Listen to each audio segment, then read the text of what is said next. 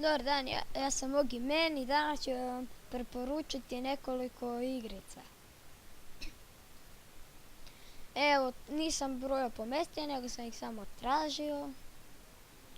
Evo, Far Cry 3, jako dobra igrica, malo je zahtevnija. Mislim, vidite grafiku, tu imate. Onda ajmo na sljedeću igricu.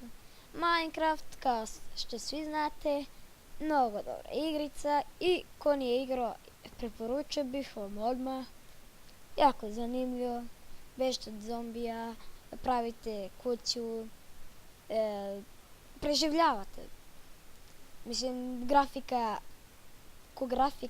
je shit, ali igrica nije. Onda Battlefield 4, kao što znate, nevjerojatnije svi znaju za Battlefield, vidite kakva je grafika. Onda isto i Battlefield 3. Prototype 2. Malo je po meni glupo, ali igrao sam. Prešao sam je 2 puta valjda, ili ne, jednom. Prototype Cats mi je mnogo bio bolji. Onda GTA 5, nažalost nema još za PC. Ali igrao sam na PlayStationu kod drugara. Onda GTA 4, isto dobra grafika, ali opet GTA 5 je 10 puta bolji. Just Cause 2, jako zanimljiva igrica. Možete kao u GTA skoro sve da radite, vidite. Kradete automobile, isto imate misije.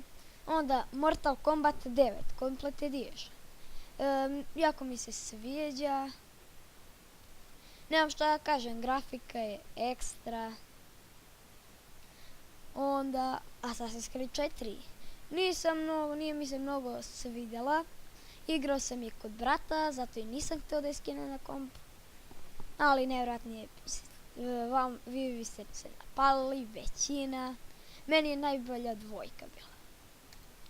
Onda GTA San Andreas, mislim da je svako bar jednom igrao GTA San Andreas.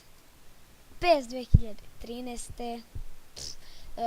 Neki misle onako kad PES 14, kao ako je PES 13 tako dobar, da će PES 14 duplo bolje da bude, ali nije.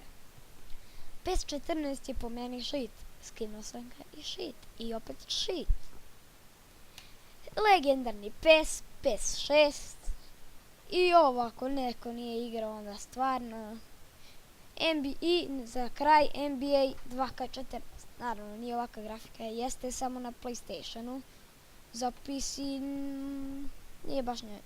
nije baš ovako, ali je super grafika. I to bi bilo to.